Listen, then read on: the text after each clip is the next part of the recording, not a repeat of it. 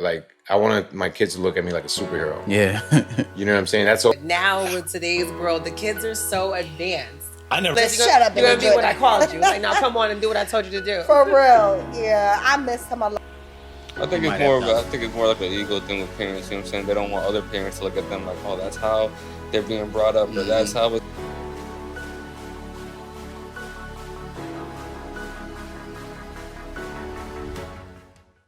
Hello, everyone. Welcome back to Parental Vision Podcast. I'm your host, Tiana, and today's segment is brought to you by Faze Coffee, feeling those late night parenting moments. Today's guest is Angel Caban, coming to us from Hartford, Connecticut. Welcome. How you doing? How are you? I'm fine, thank you for having me. Absolutely, no problem. Thank you for coming to sit with us. So let's get right into it. You're obviously here because you're a parent. Yep. Okay. Proud parent. Proud parent, that's right. Proud parent of 9. Proud parent of 9. Yeah. Oh my goodness, please, let's get right into that story. How did that come about? Well, I think everybody knows how it comes about. But somebody say I didn't have any cable or anything like that. But no, I got 8 that are biologically mine. And my godson, his mom passed away, so he's been with us for probably like maybe 6 years. So he's been with us. We're raising him too. So, yeah. So, I got 5 girls, 4 boys, ages 18 to about 9 months. So yeah, the household gets kind of crazy. 5 of them actually live with me, and then the other half, I'm in their lives as much as I can be, but that's because of some of my past, so has affected that. But I do have a relationship with all my kids. All my kids do know I love them, and they all love me. So, and yeah, it gets it's a little difficult. It's extremely expensive, but it works.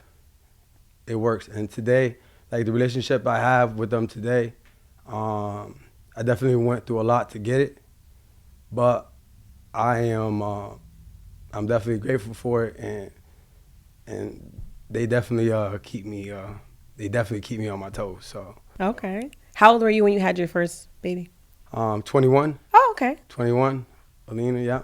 How'd you feel? That was like, I guess that was like my first, like if I had to like describe like where like love, like I felt like it was her. Cause like my family background is a little messed up, and I lived a lot of different places. But like when I met her, it was like like I didn't worry about any of that stuff. I didn't question whether she, loved me, or it was just like natural. So when Lena was like, I was scared. I remember when her umbilical cord fell off, and it fell off at the time that it was supposed to fall off. But I didn't remember like them saying when it was supposed to fall off. So like I freaked out. She was crying. I didn't know. I'm calling the hospital, freaking out. They're like, "Oh, we'll call you back." And for me, it was so urgent. You know what I mean? But it turned out she just wanted a bottle. You know what I mean? So it was like, I don't know. I just remember all those things.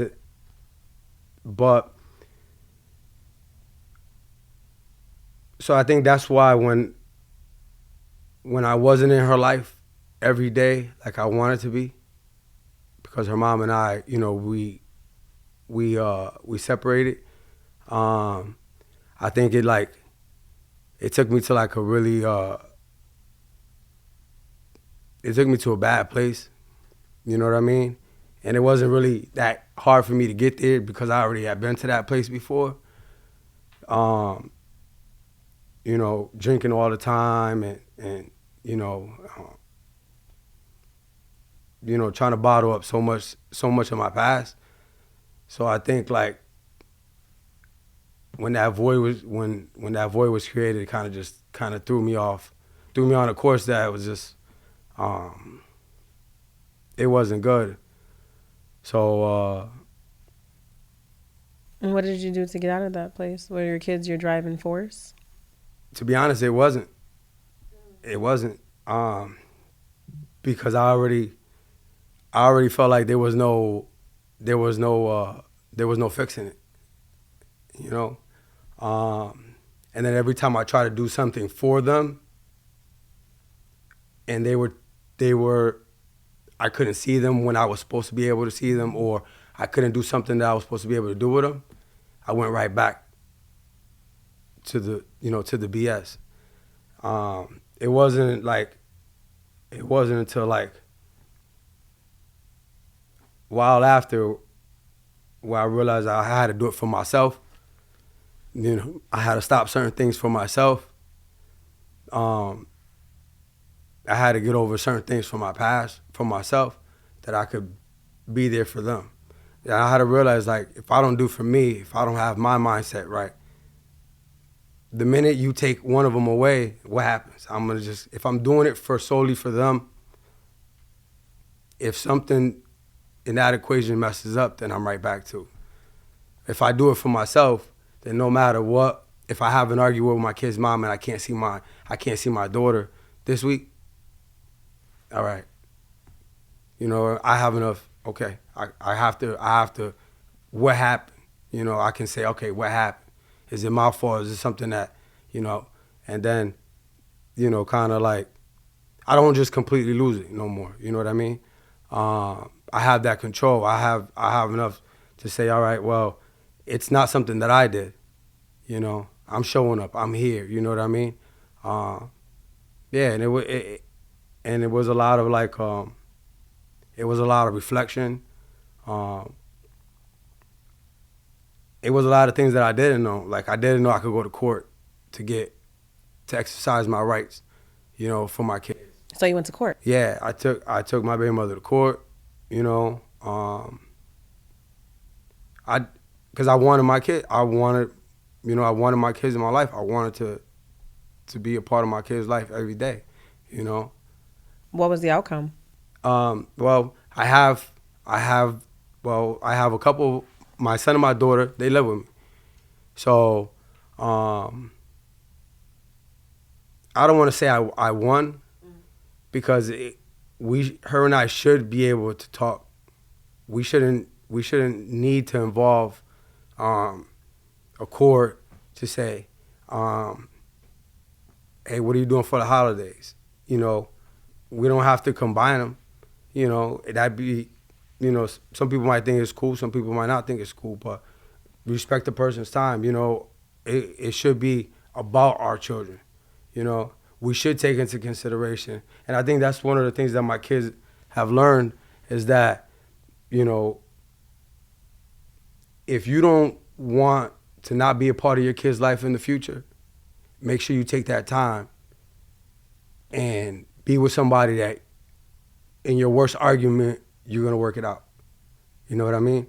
In their worst situation, you're not going to walk away and leave them. You know, my kids remember when I used to call from prison and they used to say, oh, it's 120 seconds left, you know, and they wanted to keep talking. You know what I mean?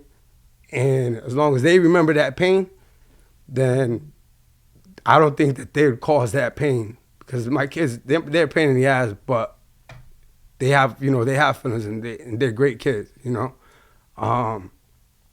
So they remember that stuff. And now my youngest, they don't know anything about that, just because, you know what I mean? Like, Alea's 4 and Maddie, she's a baby. You feel like they're getting the better version of you now? And sometimes it makes me sad. And I'll tell my oldest, you know, I'll be like, you know, like, this is what I wanted all the time with you guys. So sometimes I feel bad when I'm doing, like, when we're reading at night and I didn't get to do that, with them. It makes me sad, but they know, and I'm honest with them, and I want them to know, because I really, really, really, when they do start their own families, like, I really want to just, for them not to feel any night alone without them. You know what I mean? I want them to be there, like, when the kids is the boogeyman, and you go in there, you knock, make some noise and throw them out. You take care of you. I want them to be their superhero all the time. Like, when I come home and my 4-year-old sees me, like, I'm the guy, So I don't want them to feel that, So, but I'm very honest with my kids about my past. I don't get into a lot of detail, but they know about, the substance abuse that I watched growing up, or that I've indulged in myself. They know about going to prison. They know about the physical abuse that I've gone through. They know about the arguments and the verbal abuse that their mom and I we experienced.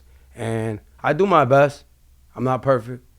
To respect their mom. If she called me at any time and she needed help or anything, I will help her. I can't say that it would be vice versa, but I don't judge her, because I did contribute pain to her. You know what I mean? I did hurt her only because I don't even know how to be. I didn't know how to be a significant other. You know what I mean? I didn't know how to be. I used to think it was just cool to have, oh, you got this shorty here, you got this shorty here, you know what I mean? So I didn't know how to be that. And I didn't have any examples of that growing up. What was your childhood like, if you don't mind me asking, if you want to get into it? My dad died when I was really young. I remember certain things about him. I do know he was a good dad. He was a great provider. So when I hear stories about like that, I'm proud of, his memory. My mom, I don't think she took it too well. It was a lot of substance abuse with her. DCF would come take us, put us in a home, then they'll take us and put it back. I remember because of that, like, I remember, like, things that I wouldn't want my kids to ever feel like. I remember, not having Christmas, but I also do remember that, she did what she could, and we did have, when things were good, they were good. You know what I mean? But then, my dad died, like I said, and then one day she was like, she said she was going to Puerto Rico for a couple weeks, and then she never came back. And so then it's like, you grow up, you think, why? You're not good enough. And then you become somebody else's burden, So, like, you get bigger. Not a family, a family doesn't really want you. So, but my aunt did what she could. But we went through a lot in her house.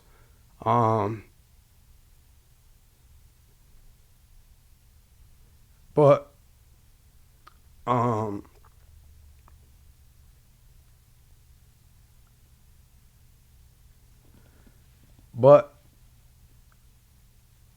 at the end of the day, I was able to, even till their last day, I was able to still be there for them, despite, like, my mom, a few years ago, she got hit by a car in Puerto Rico. She got killed. But I was able to show up. Like, if it was a few years ago, I wouldn't have had the financial means. I wouldn't even been able I wouldn't have been able to have a reliable phone number to get contacted. But prior to her passing, I was able. We started fixing. We started getting past, like, I think her biggest thing was worrying that if she came back, would we judge her? But after going to a lot of groups, a lot of therapy, a lot of things like that, I don't know what she went through. I don't know what it's like losing the love of your life. You know what I mean? I don't know where that takes you. I don't know where her childhood, the abuse she went through, I don't know where that took her. I heard women share stories, when they were, involved with drug use, where it took them. Didn't mean they didn't love their kids. It just meant like that was it right there for them. Numbing everything was it for them. So it helped me to be able to get past certain things with her and understand her, And like my friend told me, he's like, well, maybe you didn't do certain things that she did to you guys, but look what you've done in terms, in the street, you go into prison, that's taken away from your kids, So in the same sense, the person you don't want to be like, you're becoming in a different way. Mm-hmm. And it had to be real for me, like, you know what, I am, Was that hard for you to hear? Well, it was the truth. And I don't know if it was hard for me to hear, but it was something I needed to hear. You know what I mean? Like, I'm not different, Even a good thing, you can consume yourself in everything. Like, if church is a good place, but if I'm at church more than I'm with my family, then what are you really doing? You know what I mean? And what I've learned over, that I didn't get growing up was time. Like time with your family, with your kids, so they can hear certain things that you've been through or gone through, or so they can see. It's important. Like, I was just joking around with I was like, I wish I had like certain skills that you learn when you're a kid, so I could teach you. And he's like, well, you taught us never give up. You know what I mean? So it's like, you know what I mean? That's something. It's something, but I'm extremely proud of all my kids and, like, the things that they're doing, Tell me about them. So, well, my godson, he just graduated high school. He's the oldest out of the, he's working, matter of fact, he wants to buy a brand new car, so he's working 2 jobs now. So he's working in a warehouse. He wants to drive tractor trailers. So I told him if he gets in there, I got friends that, they'll pay for his training, and then, he can pursue that. And so he's a hard worker. And one of the things that I appreciate about him is he's extremely cheap. So he saved all his money, which is good. Well, he was bad with it, but he definitely takes advice. Well, that's what he's extremely coachable. If you explain some things to him and he finds the reason in it, he will definitely do it. He spent a lot of money on sneakers, and the minute I told him, hey, you're gonna get off the bus really nice. You know what I mean? He put all his money into buying the car that he wanted. As a matter of fact, it was similar to the car his mom owned before she passed away. So, you know what I mean? So now he wants a nice fancy car dealership status, so he's working 2 jobs. And we have Alina, also just graduated high school. They both graduated at the same time. She, Manchester community, she's doing and working. What's she majoring in? Something along finance. Good. Yeah. Yep. She's extremely smart. Very, very passionate. Hard worker. My baby. She's such a pain in the ass. Most kids are. And then you have Angel. He's still in high school. His last year. He just got his license. Yep, so I have 2 licenses, 2 permits. Do they get to drive your car? Well, so yeah, I don't. For me, I have a couple cars, so which is crazy because that's what my son was talking about. Like, he says to me, he says, "You're gonna let me, because he already has a car. He does work when I go do side jobs. He comes with me. So one of my friends that we did a job for had an extra car, was gonna junk it. It drove. He offered it to Angel. Angel was like, "How much?" He was like, "Nah, for free."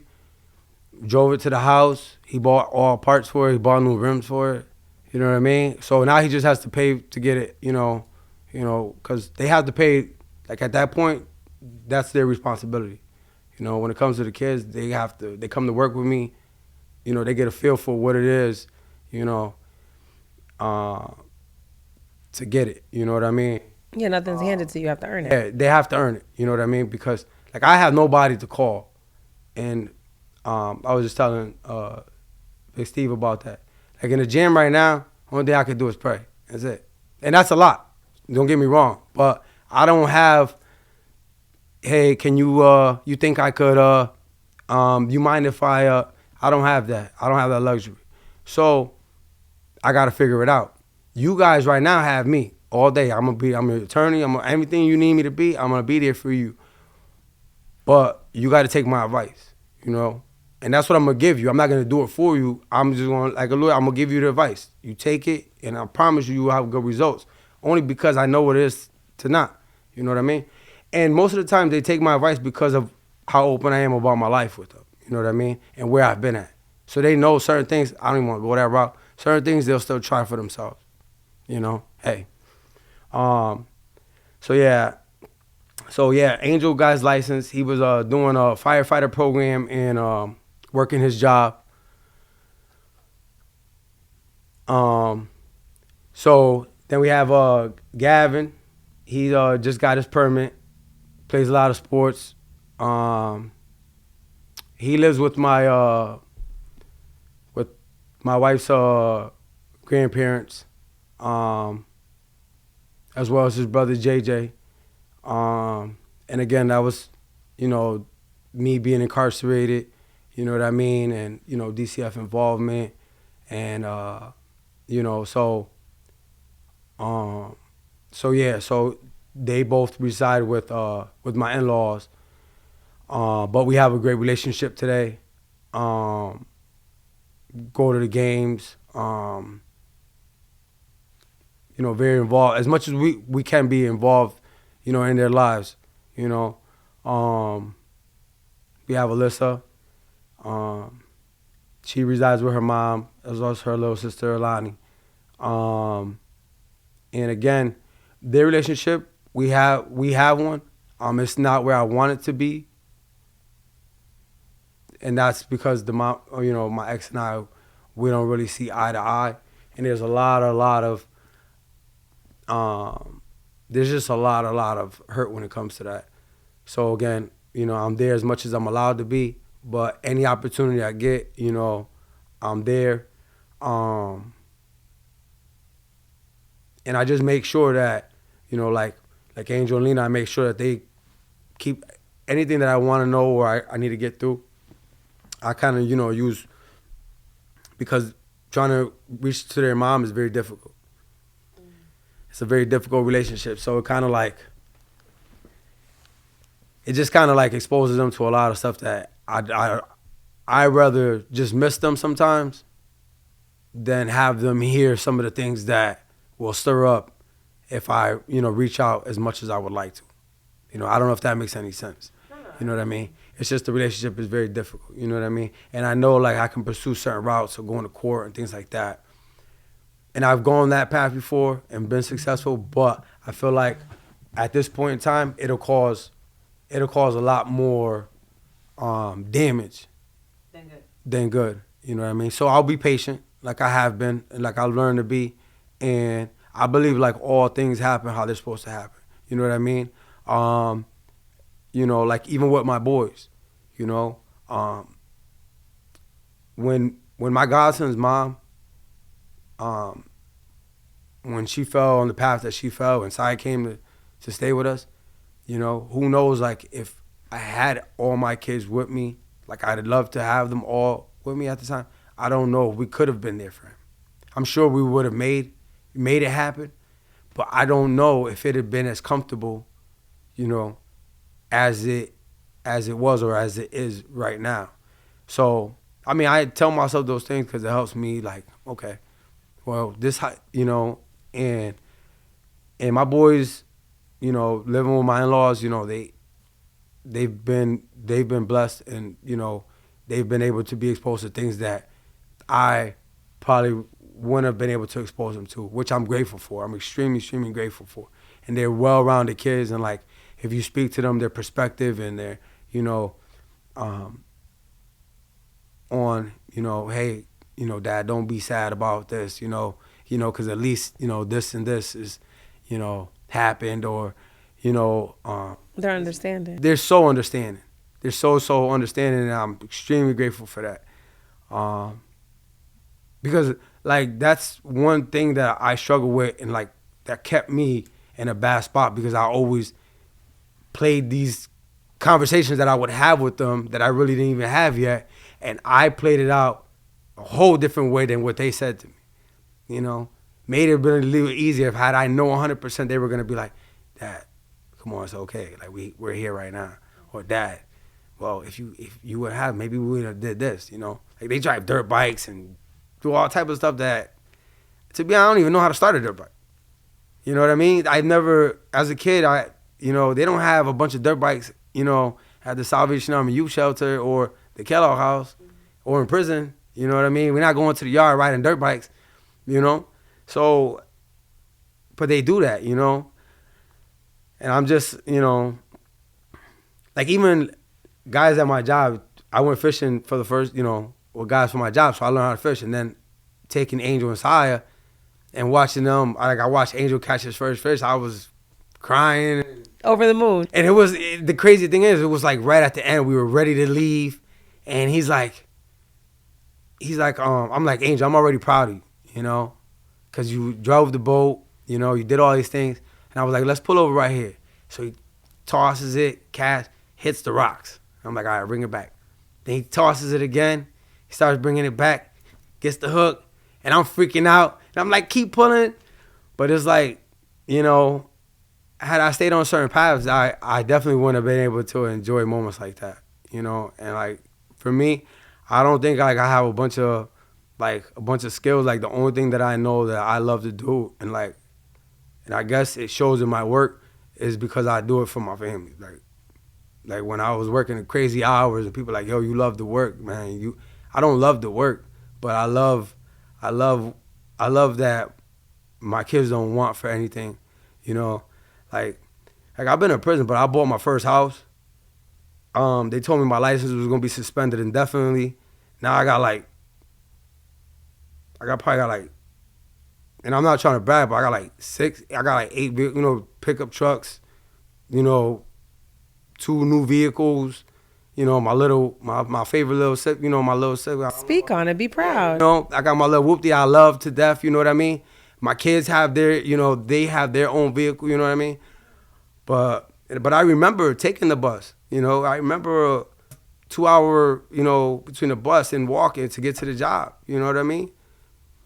What are some of the conversations that you have with your children to instill that they don't go down the same path that you previous went through?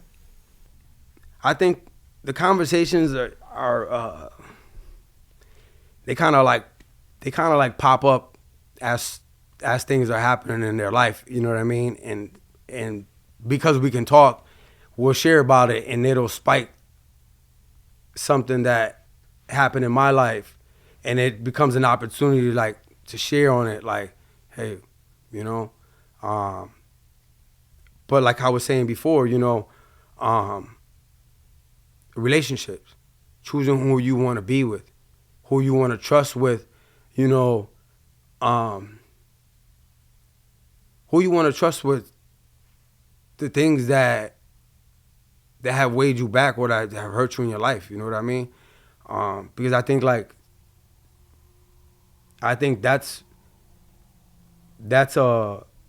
important. I mean, I know I don't let. It was a big thing for me to let people in my life and like know them, like know honestly, like, you know, you was abandoned and your mama did this and that, and then when you share that with somebody and then they use it to hurt you, you know what I mean? So, but the conversations always reflect something that's either going on or that has gone on in my past, and how I can help them get out, you know, get a perspective on where they're at or what they're going through. Because some things I don't know, and I'm honest with them, and I'm like, we're figuring this out together. You know what I mean? It's a freestyle, you know, or I'm able to ask somebody else, you know, like, hey, you know, even at work, you know, we're a bunch of guys with kids, and like, oh, Angel, you did that. And when somebody tell me, oh, that was a good idea, and I'm like, yo, I just circled the best answer. You know, like when the teacher tell you don't know what's going on, I just went with the best one based on like what, you know. So you teach your kids to take a chance. Yeah, you know what I mean? And just trust yourself, you know what I mean? Like, there's nothing you can do right now that, you know, with the support that you got, you're not going to be able to bounce back from. You know what I mean? You can bounce, you know, you can say, all right, I want to try this. You know what I mean? But you know that you're not going to be homeless if you take a chance on it. And you say, you know, and that's like with the thing, like one of the things with my kids is like, I want them to stay home. I want them to stay home until they're secure. You know what I mean? Until they don't have to accept anything from anybody. So if they go to work and they don't like the conditions of what they're getting treated, they can just leave. Because they know that, one, they have money saved up because they haven't been paying unaffordable rent, you know what I mean, and unaffordable electrical bills, you know what I mean? Are they a contributing factor in the household? Yeah. Oh, your kids pay bills? My kids, they have to pay their own bills. Oh, okay. Yeah, they pay their car insurance. They pay, you know, they pay all their stuff, you know what I mean, at a certain point, because if they want to do adult things, then they have to have some type. If you want to remain, like, come home at still your childhood time, then you don't have to pay nothing. But they don't want that because now they're 18 and 17, they graduate high school, so they want to do things that... You want to do adult things, you have to have adult responsibility. Exactly. Because, you know, my boy Nipsey said it, you know, if I don't share my struggle but I share all my success, then I'm a fool. You know what I mean? Yeah. So, but it doesn't mean nothing because they pay, but it goes right back to them in another way. You know what I mean? I understand. Yeah. But I want them to know that that's the expectation in life for them when they outside of my house, because you save up, you're home, they don't pay a lot, basically nothing, but you save up, you know what I mean? And now when you leave home to your own home, to where you want to be at, you know what I mean? You have money in the bank, you know what I mean? You can say no to this job until you find somewhere where you flourish, you can grow, you're happy. It doesn't feel like going to work. But you have to be able to like relationships, you have to be able to have a bunch of them before you find the one. Or you may just find one. Speaking of the relationships, though, I just want to touch on that. Are your kids dating? Yeah. Okay, so how do you deal with the girls dating versus the boys dating? Because I know dads are easier on their sons. Because I know that to be true, I've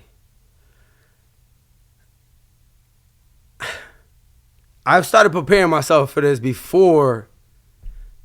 I told myself, right, like with my daughter, with Alina, it's hard. I am not gonna lie, it's hard. Because you think it's my daughter, my baby. But to be honest, they're so tough. I feel bad for the kid. You know what I mean? But I think if you have some acceptance, like, listen, this is the reality. You know, I think you have to talk to yourself straight up. Because you will create more of a... More strife? Between, like with Alina and I, if I said, you're never going to have this and you're not going to do this and you're not going to... I'm not trusting what I've given her. I'm not trusting her. All my life stories that I told her basically was for nothing. All the tools you gave her, yeah. Basically, it's like for nothing. Yeah. You know what I mean? I have to trust. Like, you know, once in a while I'll just play. I'll bullshit her. She sent me a picture, you know, with her boyfriend. I was like, I know that move right there. You know what I mean? I'll say little slick shit like that. But at the end of the day, I have to trust, you know, that the tools that I gave them and that they're gonna use them correctly. But what if you don't approve of the choices that your kids make in their partner? Then what? How do you approach that conversation? Well, I kind of like let it come to light. So like, she had a boyfriend, like, no drive, like, no ambition. Yeah, we working in the yard. You wanna, give a hand. You know what I mean? Like stuff like that. Or I would say, listen, I got some jobs. You know, if he wants to come along, so he can make some money. You know, take you out. You know, whatever the case may be. It also gives you a chance to bond with them, essentially. Yeah, exactly. So none of that. So I kept putting situations where she could see like, this dude doesn't have no drive. I gotta dead him. So I forced her to see what I seen. I created more scenarios where she could see it too. You know what I mean? I kept inviting her more jobs, creating more little easy work to do so he could pull up. You know what I mean? But for the most part, like even with my nieces, because my nieces was my first, my niece was probably like my first kid, if I had to be honest. And, you know, like I'm a firm believer in like, you know, walk your sister or walk your wife on the inside or anybody you walk. I'm a firm believer in that, you know, opening doors, things like that, you know. Because I grew up reading I like to read, so I read a lot of old Westerns, and that was very important back in the day. So, but when I see them like use those things as an example of how they pick and choose who they, you know, like my niece will be like, Theo, you know, he walked me on the inside, or Theo, he, you know, like I was picking her up from her prom because she was living with us a while back, and she walks in, I'm at the diner in the little cup, you know, me and my wife, we just trying, because we got to pick her up, but we trying to be in the cut, not, you know, she walks in, she has a jacket on, sits her in the booth, you know, very gentlemanlike, you know what I mean? But when she shares about that and that she picked those things up by how we treat it, you know, how she sees that I treat her or my daughters, or, you know, it makes me proud. But I know that that's what you have to trust, that if you keep doing anything long enough, they'll see it and then they'll have that expectation for themselves. Because if I open the door every day for my daughters, the minute they going somewhere and the person that, even if he's your friend, doesn't open the door for you, that's a red flag, like, you know? And in the same token, you know, I teach my kids, you know, about themselves and their expectations, you know? If I open the door for you, you know, and you don't say thank you, and I get upset, you know, I have the problem. Because in theory, you didn't ask me to open the door for you. I just did it because I know it's the right thing. You know what I mean? So it shouldn't say, well, he didn't say thank you, so fuck that. I'm never opening the door for anybody ever again. You understand what I'm saying? You just have to understand, like, don't have an expectation. You do what you do because it's right, and that's it. You know what I mean? True. That makes sense. I wanted to ask you this question. How did you deal with your daughter or your son, either or? How did you deal with their first heartbreak? Not the way I wanted to. Obviously, if I'm sitting here talking to you and I'm not up north somewhere, you know what I mean? Making them a fungal. But I just, to be honest, well, my son, he hasn't really had Sai hasn't. One of my sons is going through a heartbreak right now. And it's hard for me, especially because he doesn't live with me, so I want to be there for him. You know what I mean? More. So, and it just happened, so I'm like working some things so we could just, you know, have some little one-on-one time. But like with Alina, it was mostly just like, you know, hearing her out, you know? Because it's like, it just brings you back to like when they were a baby, you know? There's only so many medicines you can give a newborn, you know what I mean?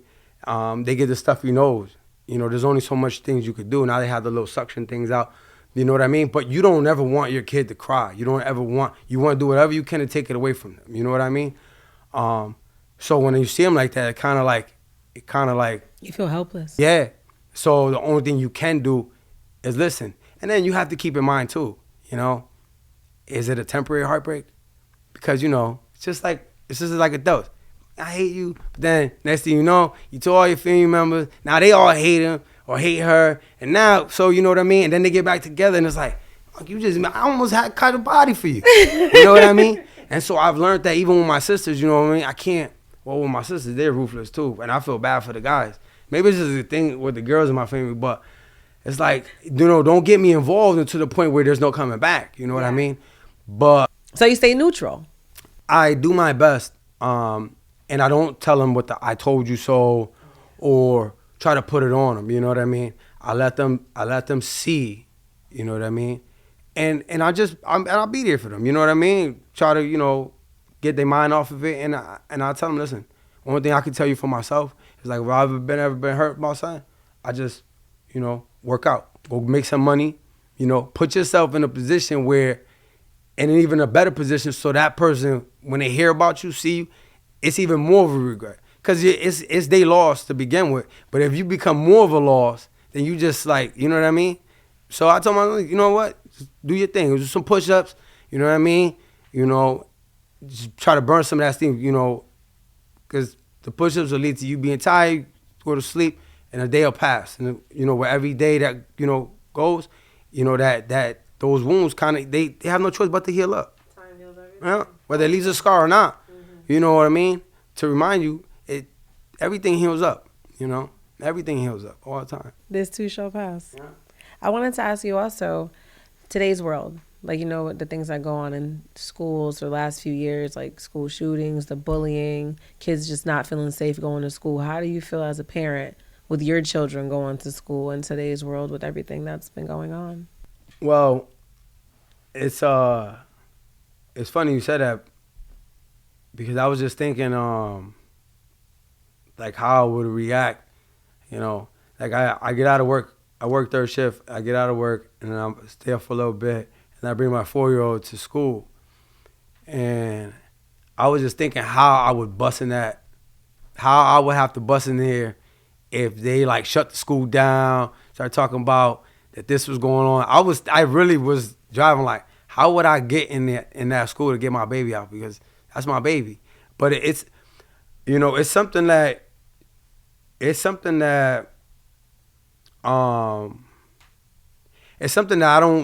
don't give too much thought to, only because when you start thinking about something, you know, for me, like I'm giving it too much energy.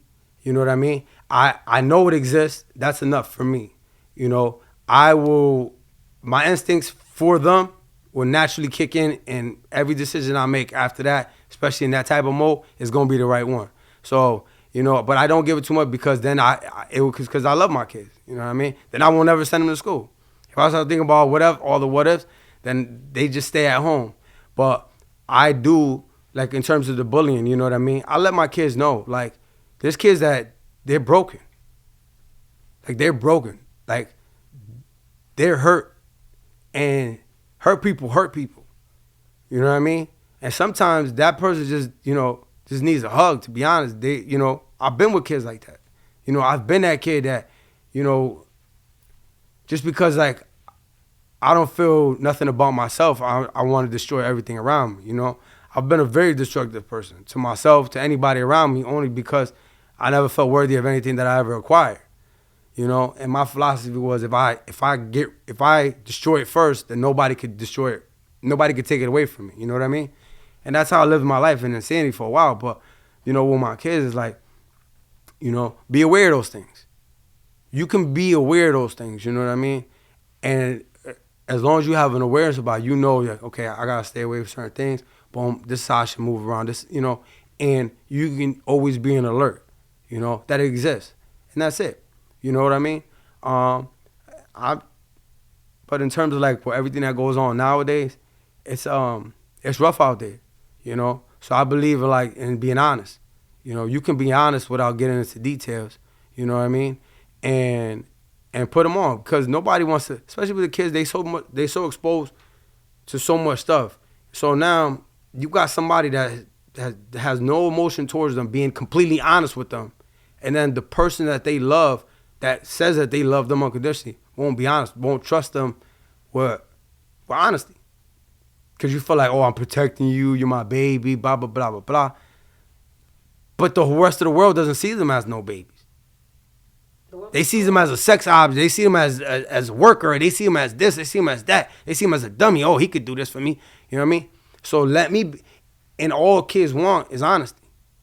Just like they want structure. Whether you would think about it or not, kids want rules. They won't say it, but they want it. You know what I mean? And I've seen that in terms of like households, you know, when my spot always been like a spot where all the kids want to come hang out at, you know what I mean? Play ball, always eating, you know. But it's the structure, and they to be honest, I don't, maybe subconsciously they crave it, you know. So I just keep them ready, you know. I keep them ready, and you know what I mean. And I keep them humble. No matter what you got, you know, it could be taken away. You know what I mean? And you're never better than nobody, you know, because you have certain things. Because in reality, you don't have nothing, you know. It's all mine. You know what I mean? So, I mean, now I can't say that too much like Wasai, because now he bought, you know, they done bought their own cars and stuff like that, and they getting their own money. But, you know, but that's, you know, but they're extremely, you know, they're great kids, you know what I mean? You know, and I think the best thing you can do for your kid is, if you know your kid, generally know your kid, when somebody says something about, you know, like you have a parent-teacher conference and the teacher says something, you know, like, let it marinate, like, that may be my kid. You understand what I'm saying? Because I think that's a hard thing for, like with Alina. She always was beefing with this girl because they can't be all in the same thing. So if I know my daughter always, you know, always on some, you know, talking some shit, and the teacher, I'm gonna be like, all right, I know, yeah, that could be Alina. You understand what I'm saying?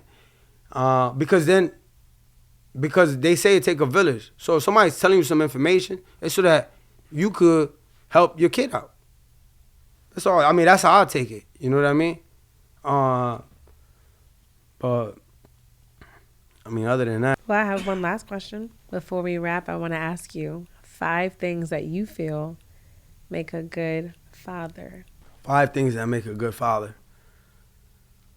I think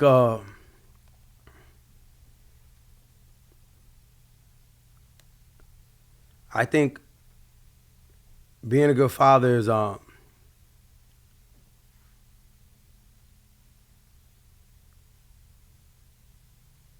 showing up. You know, you say you're gonna be there, doesn't matter what, you just be there, because they'll remember that you weren't there.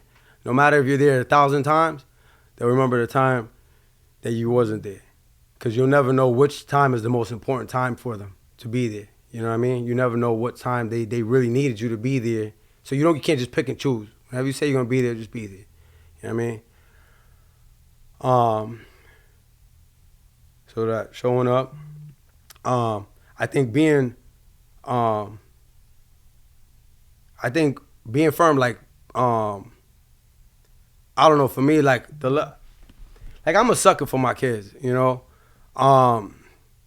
But I'm firm with them, you know what I mean? Like, I can get in that mode and that, you know, I can stay focused, you know? Like my 4-year-old, she tried to do the little, and I'm like, you got mad sisters before you. They did the same face. Stop, you know? So I think a good dad is making that time, you know, making time. I think I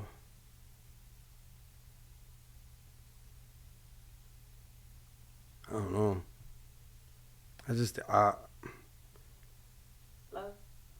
Yeah, well, that goes without, you know, and saying it as much as you can, you know, and not just saying it, but like showing them that you love them. You know what I mean? Showing them, you know, being that, I think like loving their mom, you know, that makes a good father, because at the end of the day, you know what I mean, whether it didn't work out or if it does work out, that's what they see. You know what I mean? And at the end of the day, you know what I mean? You can say whatever you want. You had a kid with this person. You know what I mean? And the best of you and the best of that person is in this, you know, and how my kid handles relationships for the rest of their life is going to be on what they see, you know? And like I said, like my ex, if you asked her, she would tell you every bad thing. She'll give you a list of bad things. You know what I mean? And she doesn't have a problem telling my kids or whatever. But I would still be there for her. You know what I mean? And it's important for my son to see that. It's important for my daughters to see that, you know. So I think, you know, loving and respecting their mom, you know. And it's not like, you know, I love you, here's a car, you know, all that. It doesn't have to be like that, but like a respect, you know what I mean? Because they see how sometimes she acts, and so what they see is my composure back towards her, you know, how I act back towards her, even in the midst of whatever. So yeah, you know, the love, the showing up, the time, you know what I mean? You know, the being firm with them, you know what I mean? Like, one thing I learned is sometimes when our children have had like something happen, we tend to like, or they have something with the other parent, we tend to like let them get away. Oh, well, this happened, or, you know, we kind of like feel bad about what we've done as, you know, choices that we made. So we're like, let them get away with this. Oh, you know what, I did this. You always got to step back in, no matter how much time has passed, you got to step back in like you never left. You got to be firm with them. You got to instill those morals. Like, you know what I mean? Like, if I shake a person's hand, you know, that's it. That's, you know what I mean? Like, you got to instill, and it goes back to, you know, what you do. So yeah, those are just key things from, you know, that I think being a great dad. So, and if your kids tell you're a great dad, I mean, then just keep doing whatever it is that you're doing every day, single day, you know. And you know, and getting rid of boogeyman's, you know, the monsters is important in being a good dad. You gotta be able to do that. You know what I mean? You gotta have a hell of an imagination, especially if you're a new dad with the smaller kids. But yeah, there's so many things. You know what I mean? Well, thank you. That was awesome. That was great. Well, I thank you for coming to sit down with me today. I thoroughly enjoyed this conversation. I think you are an amazing father. Thank you. Yeah. And if no one's told you, Tiana told you today. I appreciate that. Oh, absolutely. No problem. I hope that people resonate with this episode. I hope people take a lot from you as a father, and I hope your children are very proud of you. I appreciate it. And then, you know what? I hope, you know, even if it's just a small thing, you know, even if it's just showing up, or, you know, and to the dads, you know, like, don't give up, you know. As long as you sign that paper that acknowledge that, you know, that's your kid, you know, no matter what you and the mom got going on, you can fight, you know. It's just how much of the things that, or how much are you willing to fight, you know what I mean? And sometimes you have to dead certain things in your life in the pursuit of your kids, you know what I mean? Because you're worried about, well, she's going to say this at court, she's going to say that at court. If you have nothing for her to say, then there you go, you know. So don't give up. Okay, you heard it here. Don't give up. Once again, thank you for sitting down with Parental Vision Podcast. I appreciate your presence. Thank you very much for having me. You're very welcome. Once again, I'm your host, Tiana. This is Parental Vision Podcast, and we are sponsored by FaZe Coffee. Until next time, bye.